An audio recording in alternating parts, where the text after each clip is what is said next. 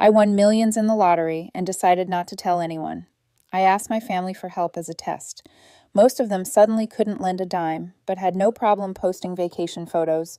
Only one person actually lent me a hand. Buckle up, Reddit. This is going to be a long one, but I promise it's worth the read. 3 years ago, my life changed forever, but not in the way you'd expect. Yeah, I won the lottery. But the real story is what happened next when I discovered who my family really was. Some backstory first, because context matters here. I, 36, female, live in Columbus, Ohio, and for most of my life, I was what you might call the extra sibling. Not the golden child, not the black sheep, just the forgettable middle kid that nobody really paid attention to. You know, the type. Decent grades, stayed out of trouble, but never quite good enough to earn the spotlight. I worked as a diesel mechanic for a freight company, pulling 12-hour shifts in freezing garages, fixing big rigs. My supervisor was one of those old-school guys who thought screaming at employees was effective management. The pay was just enough to keep a small roof over my head in a duplex that had seen better days sometime around the Clinton administration. Now, my family situation was complicated. Let me introduce you to the cast of characters that made my childhood and young adulthood so delightful. My older brother Larry is 39 and has always been the golden boy. Our parents helped him buy a construction business right after college. Not a loan, mind you, but straight up gift money for equipment, down payments, the works. This guy drives brand new trucks every couple of years, constantly posts those cringy hustle and grind motivational quotes on Facebook, and genuinely believes that he's a self-made success story. The cognitive dissonance is stunning. He acts like he built his empire from nothing when the foundation was literally paved with our parents' cash. Larry's the type who name drops the cost of everything he owns in casual conversation. Yeah, just picked up this $80,000 truck, but you know how it is when business is booming. No, Larry, I don't know how it is, because some of us actually had to build our lives without a trust fund. Then there's my younger brother Kyle, who's 31 and still living in our parents' basement. He's perpetually between opportunities and always working on the next big thing, which translates to playing Call of Duty until 3 a.m. while Mom brings him sandwiches cut into triangles like he's still 7 years old. Kyle has this way of making unemployment sound like entrepreneurship. Every few months, he's got some revolutionary app idea or cryptocurrency scheme that's going to make him millions. Spoiler alert, none of them ever pan out. My sister Sarah is 33, a single mom working part-time at a hair salon. She's raising her 8-year-old daughter, it's Emma, basically on her own after her ex decided fatherhood wasn't for him and moved to Phoenix. Sarah struggles to make rent every month, but she never complains. She's the type who will post pictures of Emma's school projects on Facebook with captions like, "So proud of my little artist," while wearing the same 3 outfits on rotation because she spends every spare dollar on her kid. And then there's me, the invisible one. When I lost my apartment at 28 because the landlord sold the building and didn't renew any leases, guess who didn't get offered a couch to crash on? That's right, the family that had a whole finished basement going unused, except for Kyle's gaming setup. Instead, I spent 6 weeks sleeping in my truck in various parking lots around town, showering at the 24-hour gym, and trying to maintain some dignity while my life fell apart. The breaking point came a year later when my truck's transmission died. This wasn't just an inconvenience, it was an existential crisis. No truck meant no way to get to work, and no work meant no way to fix the truck. I was looking at a $3,200 repair bill with about $180 in my checking account. So I swallowed my pride and called Larry, explained the situation, asked for a loan, not a handout, a loan with interest and a payment plan. I even offered to work extra hours at his company to pay it back. Larry listened to my whole sob story, then started laughing.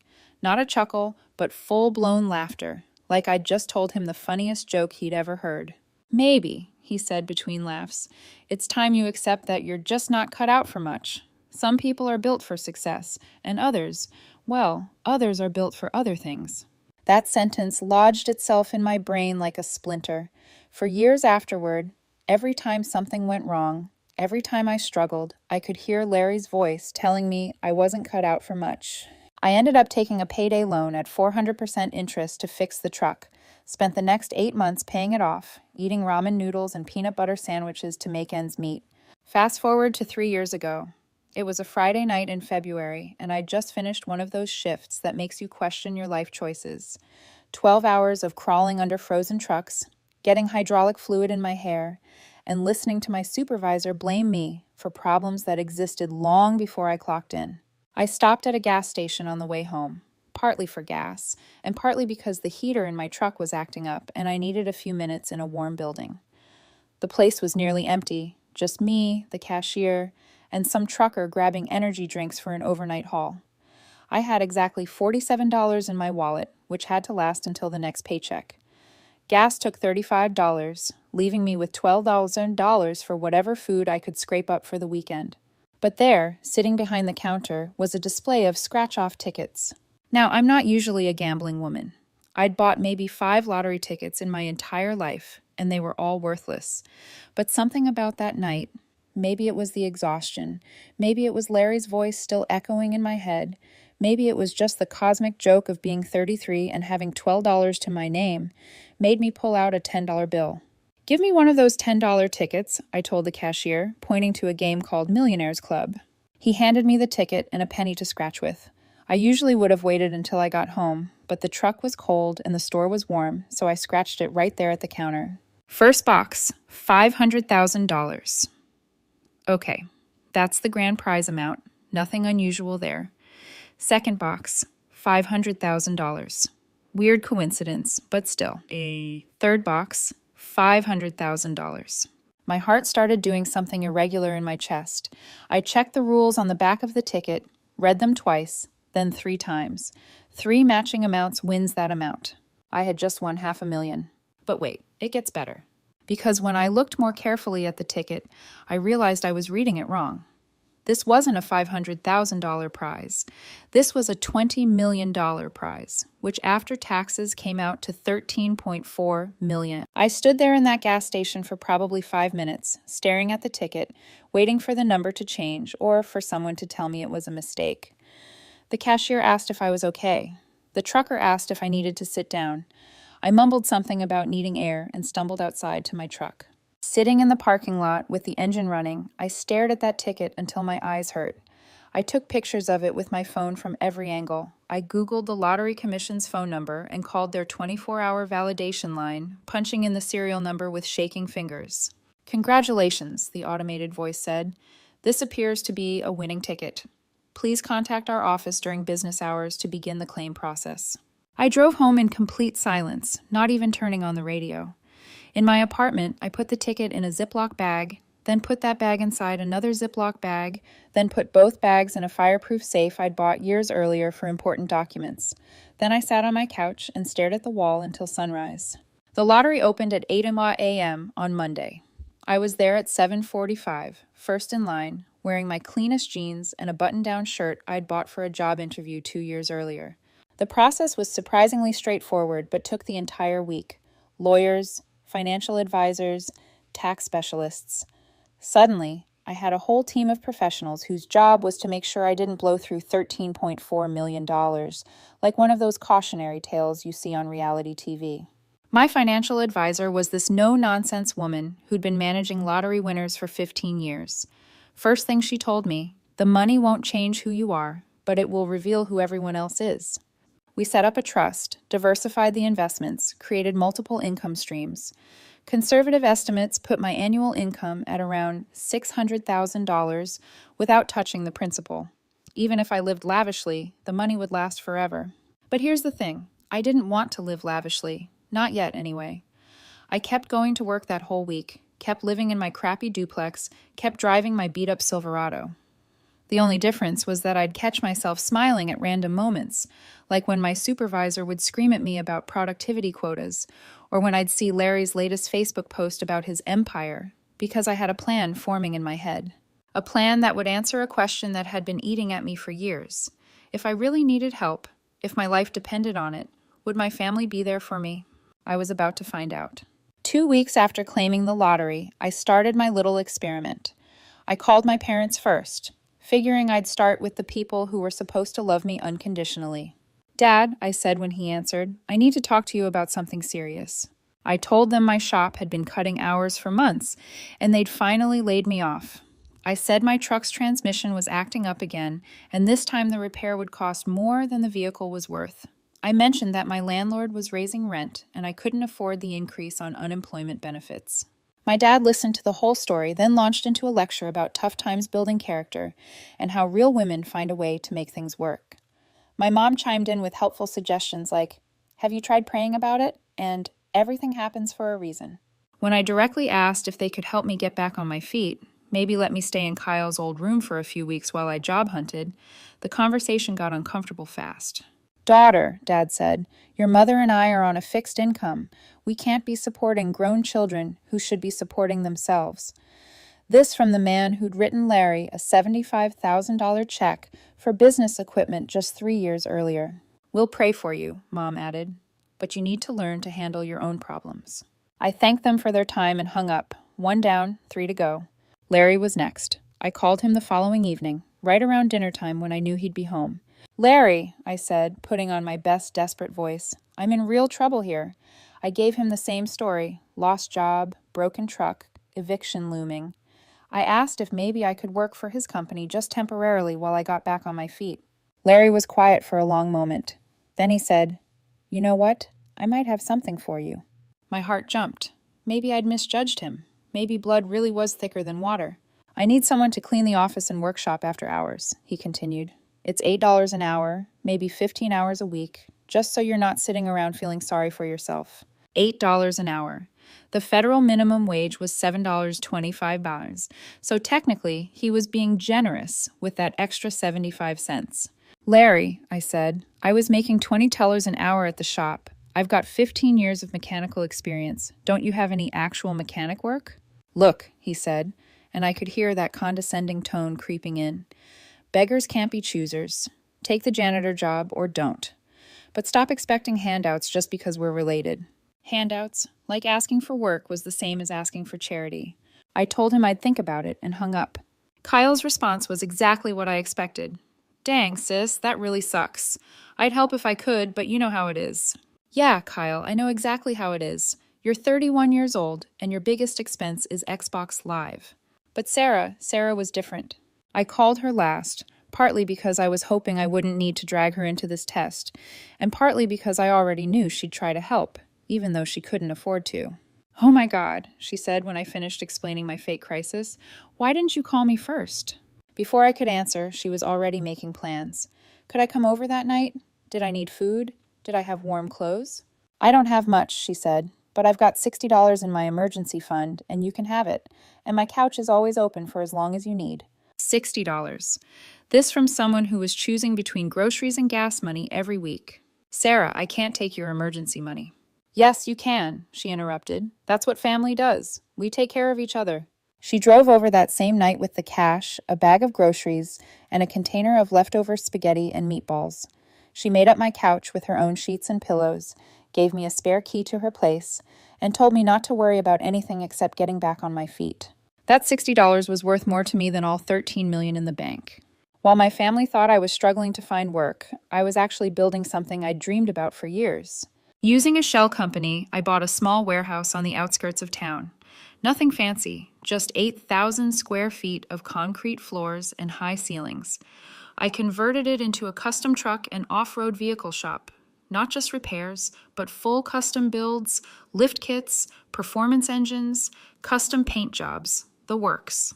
It was everything I'd wanted to do, but never had the capital to attempt. My first 2 employees were Dave and Manny, guys I'd worked with at the freight company. These were the coworkers who'd given me rides when my truck was in the shop, who'd covered my lunch when I was broke, who'd actually treated me like a human being instead of a nuisance. When I offered them jobs at double their previous salary plus full health benefits, Dave literally started crying. Manny asked if I was serious 3 times before he'd even look at the contract. "How did you get the money for all this?" Dave asked, gesturing around the shop. "I got lucky," I told him, which was technically true. Setting up the business took 6 months of careful planning. Business licenses, insurance, equipment, inventory. I had to learn more about entrepreneurship in 6 months than Larry had learned in his entire pampered life. The best part was how invisible I remained.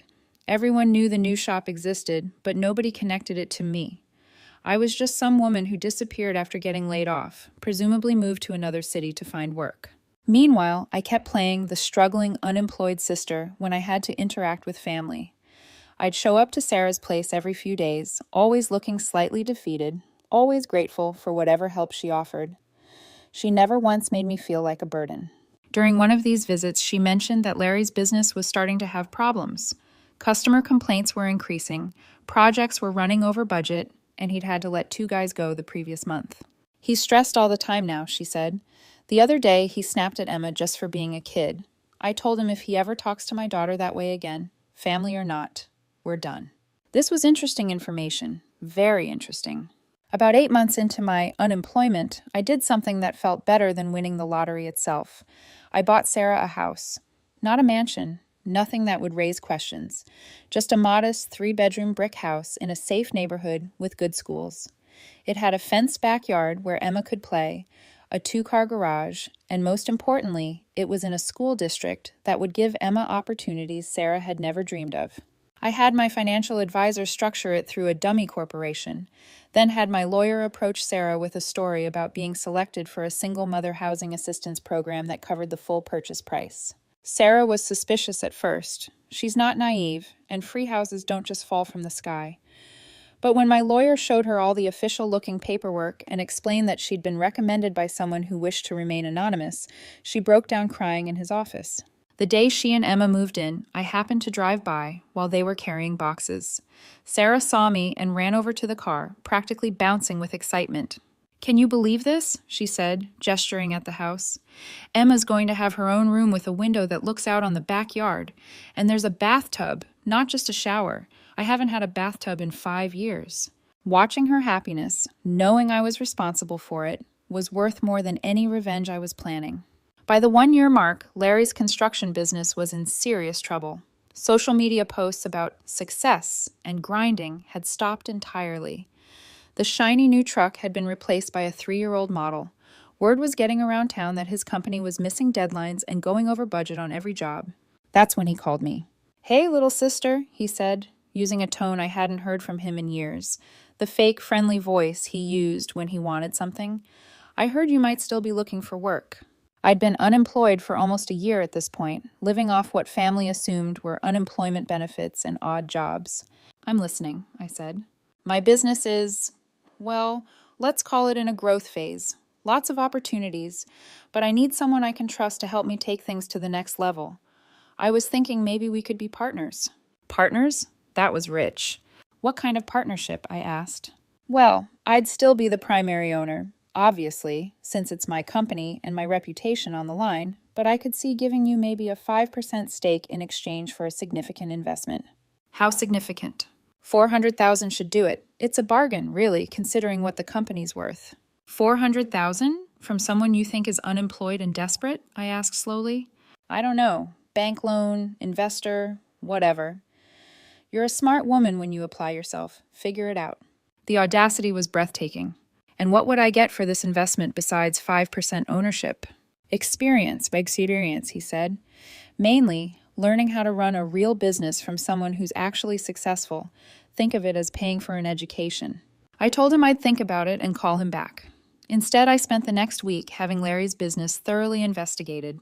Financial records, client satisfaction surveys, outstanding debts, pending legal issues. I wanted to know everything. The results were worse than I'd expected.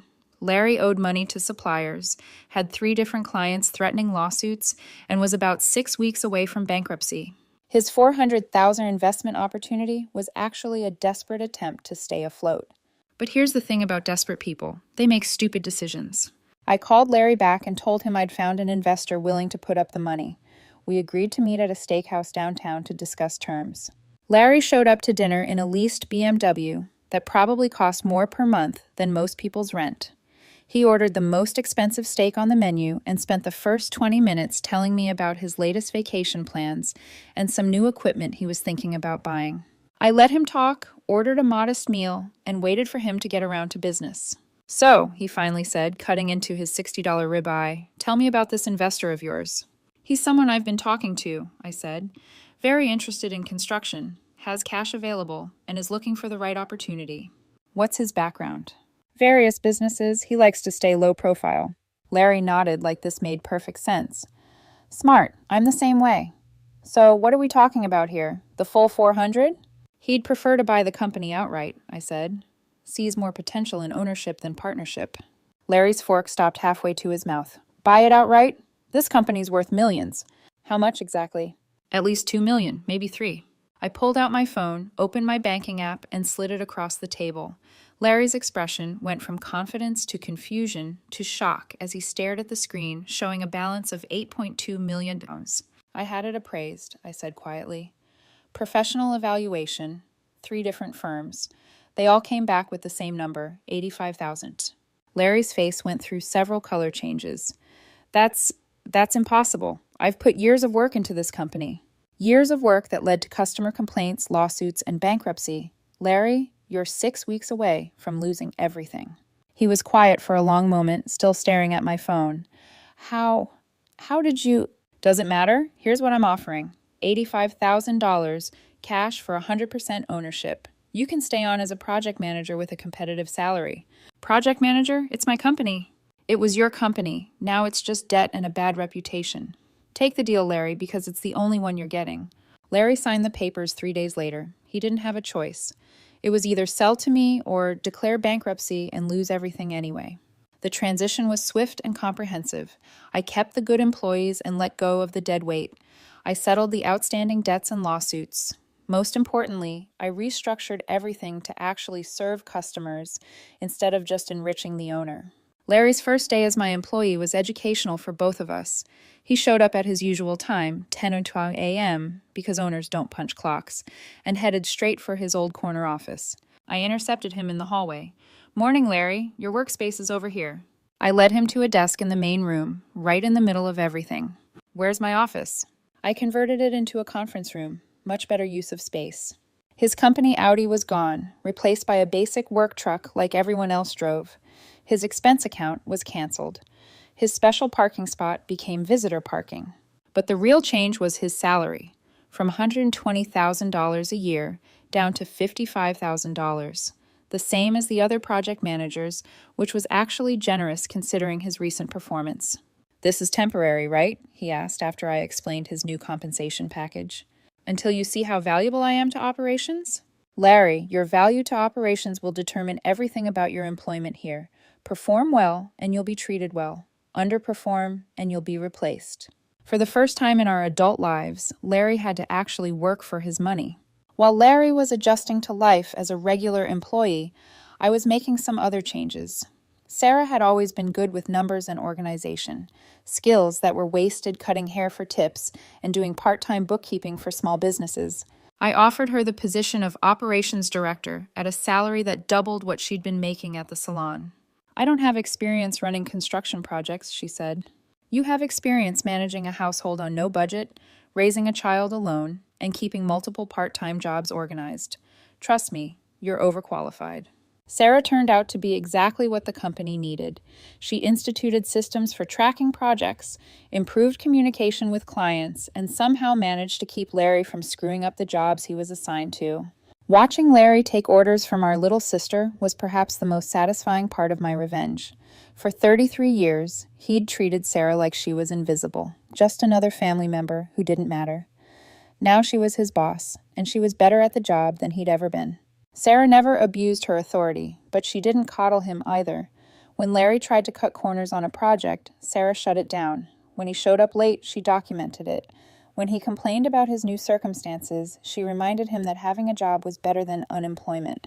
About 6 months into the new arrangement, Kyle started sniffing around for opportunities. He'd heard through the family grapevine that I was doing better and had even started some kind of business.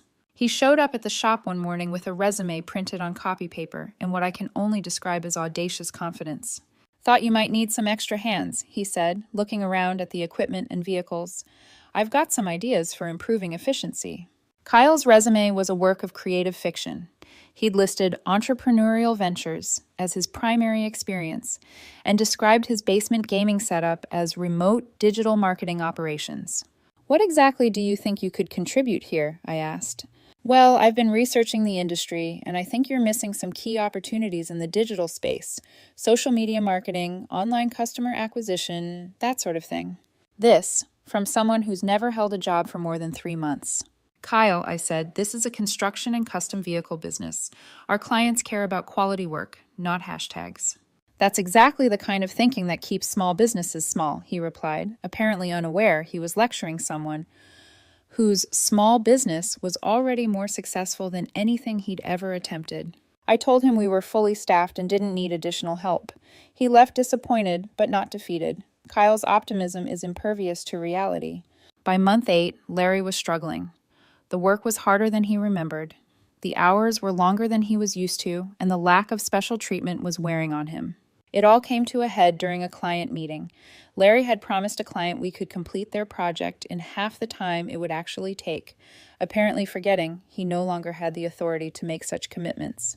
When the client called to confirm the timeline, Sarah had to explain that Larry had misstated our capabilities and that the realistic completion date was twice what he'd promised. The client was not happy. They came to the shop for a face-to-face meeting, and let's just say they expressed their displeasure loudly and in detail. Larry tried to deflect blame onto miscommunication and new management procedures, but it was clear to everyone present that he'd simply lied to try to secure the contract. After the client left, I called Larry into my office. That was unacceptable, I said. Look, sometimes you have to tell clients what they want to hear to get the job. Then you figure out how to make it work. No, Larry. Sometimes you have to tell clients the truth so they can make informed decisions. What you did was dishonest and unprofessional. Since when do you lecture me about business? 6 months ago, you were unemployed and desperate. There it was, the real Larry, the one who'd been hiding behind forced politeness since I bought his company. And now I own a successful business, I said, while you're an employee who just cost us a client. Funny how things change. Larry's face went red. This is my company. I built this from nothing. You built this into nothing. I'm rebuilding it into something. And if you can't accept that, you're welcome to find employment elsewhere. You can't fire me. I'm your sister. I can fire anyone who doesn't do their job properly. Being my brother just means I gave you more chances than I'd give anyone else. Larry stormed out of my office and didn't come back for 3 days. When he finally returned, he was different. The pretense of cooperation was gone, replaced by barely concealed resentment and defiance. He started showing up late regularly. His work quality declined. He began making snide comments to other employees about family businesses and lucky breaks. Meanwhile, my parents had caught wind of the situation and were not pleased. They called me on a Tuesday evening, both on speakerphone for maximum impact. "What's this we hear about you humiliating your brother?" Mom asked. "I'm not sure what you mean." "Larry says you bought his company just to torture him," Dad added. "Says you're making him work like a common laborer." "Larry is working as a project manager, same as the other project managers. If he has complaints about his treatment, he can address them through proper channels." "This is ridiculous," Mom said. "You should support each other, not tear each other down." The irony was so thick I could have cut it with a knife. "You're absolutely right, Mom. Families should support each other. Where was that support when I was sleeping in my truck? Where was it when I needed help with basic transportation to keep working? That was different." "No, it wasn't.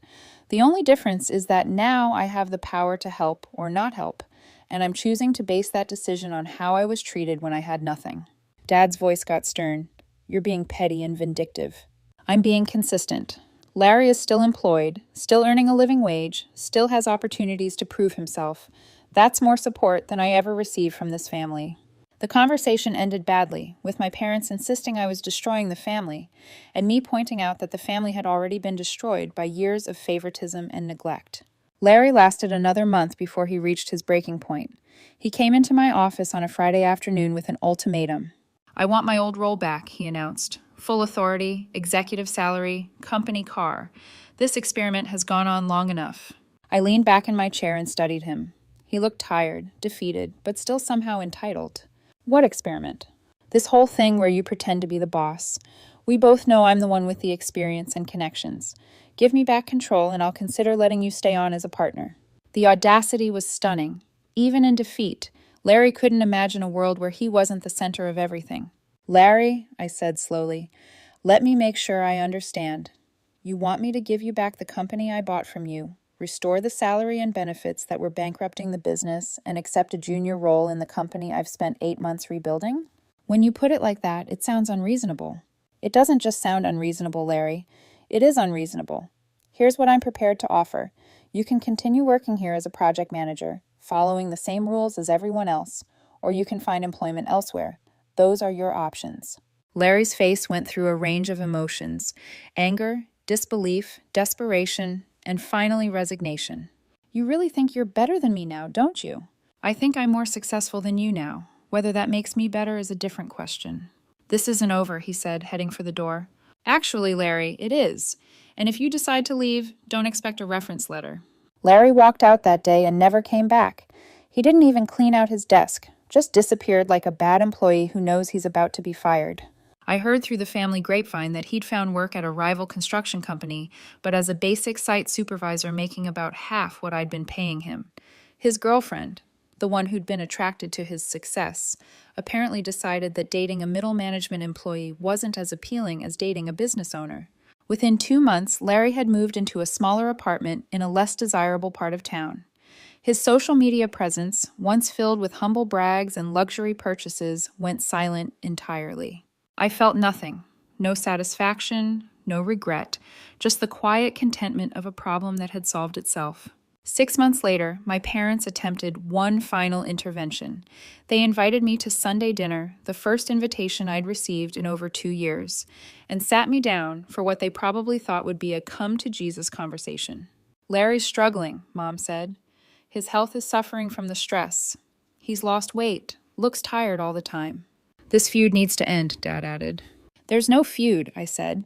Larry made choices, and those choices had consequences. He's free to make different choices anytime he wants.